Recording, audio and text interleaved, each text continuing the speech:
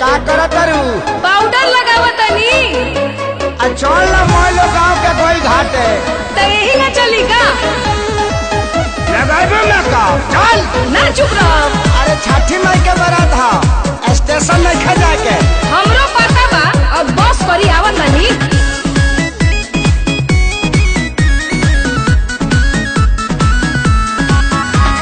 पूजा के सारा सामान दौरा में देनी सोई हाथ। तो देखते बानी तुम ही नट रुकिए राजा, अब तानी होके तैयार। पूजा के सारा सामान दौरा में देनी सही हार। चला तुम ही नट रुकिए राजा, अब तानी होके तैयार। भारी लगता सबके हुआ जाई घरे ता तू घाट जाई बुका। सबके हुआ जाई घरे ता तू घाट जाई बुका। मेकअप लगावाला के फेरा में और अभी के बेरा बिताई बुका। मेकअप लगावाला के फेरा में और अभी के बेरा बिताई बुका।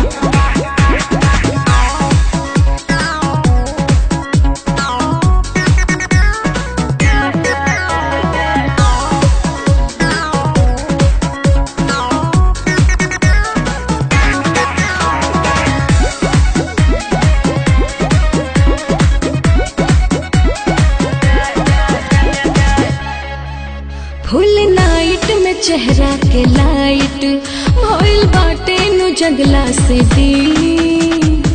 काहे बनी अगुताइल ऐसैया लगावे दी तनिका के रेम रेम रेम रेम। भूखल बाड़ू छठ के बरतिया हे धानी बदल तू बापा नयदिया। सभी कुछ जाना तानी हम हमरा के सिखैबू का। सभी कुछ जाना तानी हम हमरा के सिखैबू का। मेकअप लगावाला के फेरा में और के बेरा बितैबू का। मेकअप लगावाला के फेरा में और के बेरा बितैबू का।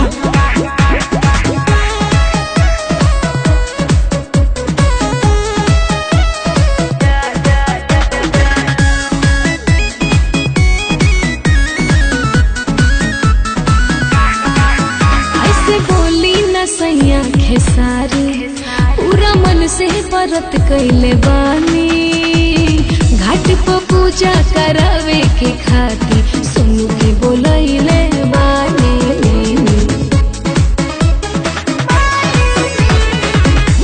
कहला पसाचिया चला गता तहरा हो।